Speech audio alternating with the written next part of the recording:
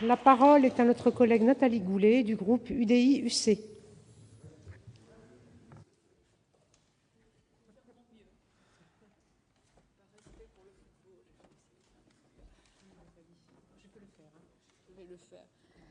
Oui, je vais le faire. Madame le Président, Monsieur le Ministre, Monsieur le Président de la Commission, mes chers collègues, l'ennui vient de l'uniformité. Le bilan annuel de l'application des lois, c'est un peu... absolument. Absolument.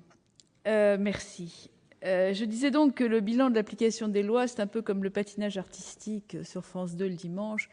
Il y a des figures imposées et puis des figures libres. Nous avons fini avec les présidents des commissions, les imposées. Voilà donc les figures libres. Je vais donc vous éviter les chiffres qui ont déjà été cités.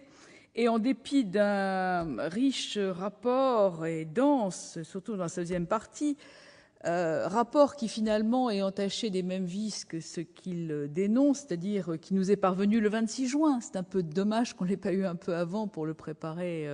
Et oui, je sais, mais en même temps, 3 jours avant la séance, c'est un peu compliqué à étudier. Tout cela est d'autant plus dommage que cette commission sénatoriale semble faire doublon avec les commissions permanentes. Le premier alinéa de l'article 22 de notre règlement est formel. Sur ce point, le suivi de l'application des lois est une compétence des commissions permanentes. Et ce n'est pas un hasard si chacun des présidents et des présidentes des commissions permanentes sont venus nous exposer leur avis. Et donc, dès lors que le chapitre 10 bis de l'instruction générale du Bureau expose ce problème, nous pourrions très bien, je crois, revoir l'existence de cette commission. D'autant plus que si on doit... Ben oui, écoutez, c'est mon droit.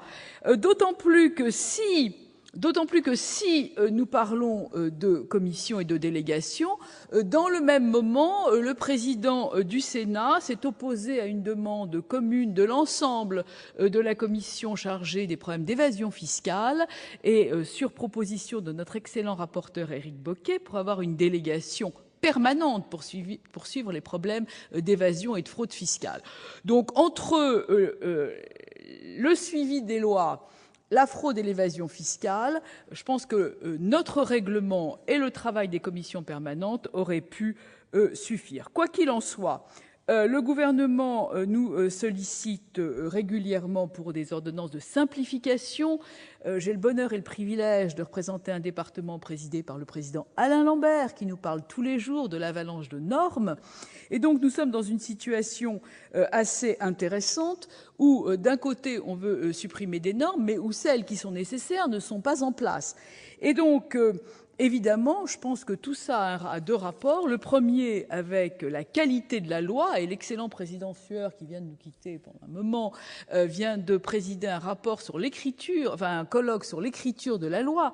Le Conseil constitutionnel nous rappelle d'ailleurs très souvent les conditions pour que la loi soit bonne. Ça ne nous empêche pas de tomber dans des naufrages législatifs. Et je voudrais citer le récent texte sur l'aide au développement qui n'avait de loi que le nom.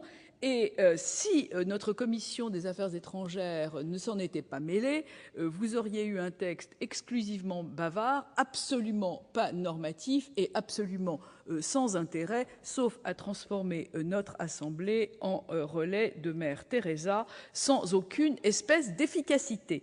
Je le dis d'autant plus volontiers qu'il a fallu se battre en commission mixte paritaire pour maintenir les procédures d'évaluation qui avaient été annoncées et demandées par notre commission et votées par le Sénat. Donc, ce problème de rédaction de la loi est effectivement extrêmement important. Entre 2012 et 2013, 30 lois promulguées. Manque des décrets d'application, 5 sont au point mort, notamment l'interdiction du bisphénol, dont on a parlé tout à l'heure, comme étant un problème lié aux réglementations européennes. Oui, peut-être, mais en attendant, c'est un problème sanitaire.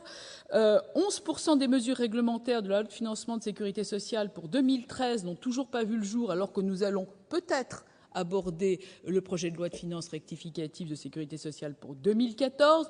Même problème en matière de loi de finances. 7 mesures d'application du collectif de 2012 ne sont jamais sorties, notamment sur la traçabilité du tabac, ce qui est quand même relativement important. Et je ne parle pas du problème extrêmement important, Monsieur le Ministre, d'une réforme essentielle qui était celle des donneurs d'alerte, parce que non seulement sur ce point de vue-là et sur ce sujet important, nous n'avons pas une réglementation uniforme mais éparse, non seulement nous n'avons pas de définition du lanceur d'alerte, non seulement nous n'avons absolument pas d'efficacité de la mesure, puisque certains lanceurs d'alerte viennent encore d'être licenciés, mais en plus, les décrets d'application n'apparaissent pas. Et j'en aurais presque terminé, Madame le Président, Monsieur le Ministre, en vous parlant de l'action de groupe que nous avons eu beaucoup de difficultés à voir imposer. J'ai été vice-présidente de la commission d'enquête sur le Mediator.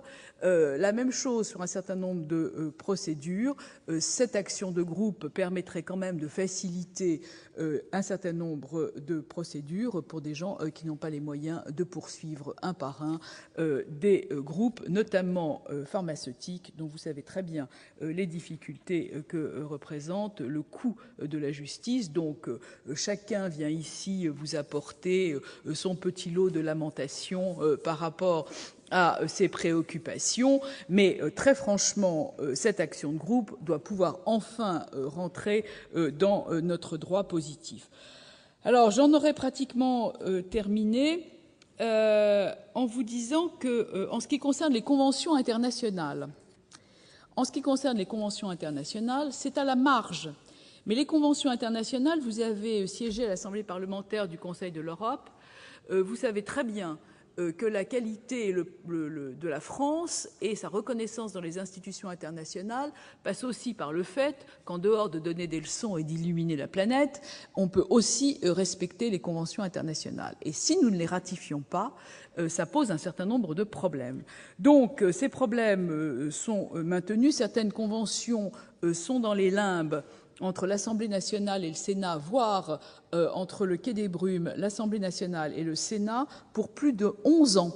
Alors j'ai une liste ici, bon, je pourrais vous la communiquer si cela vous intéresse, et je voudrais cette fois-ci vraiment terminer en vous disant que parfois, et Daniel Renner en a parlé tout à l'heure, quand on demande des rapports, les parlementaires savent très bien pourquoi ils le font. Et vous avez été parlementaire, vous savez très bien. Depuis 2007, je me bats, par exemple, pour un problème totalement inintéressant des ambassadeurs thématiques. On a demandé un rapport, on ne l'a toujours pas eu. Et donc, non seulement on ne sait pas combien ils coûtent, mais en plus, on continue à en nommer. C'est-à-dire qu'on a un phénomène absolument permanent de recyclage des amis en mal d'exotisme, un problème de recyclage systématique d'obligés alimentaires de la République dont notre pays ne peut plus supporter les coûts. Et en revanche, Daniel Renner a donc parlé de ce rapport remis à la Commission de la Défense par votre collègue Le Drian sur la mise en place de la loi de programmation militaire, absolument remarquable et tout à fait utile à nos travaux. Nous pourrons ainsi suivre j'espère, la progression de cette mise en place en évitant les gels et les surgels dont nous pouvons éventuellement craindre qu'ils n'affectent la mise en place de cette programmation militaire. Donc, évidemment, l'application de la loi est un Eh oui, ça vous ennuie, mais j'en ai terminé. Je vous remercie de m'avoir écouté. Merci, Madame Goulet.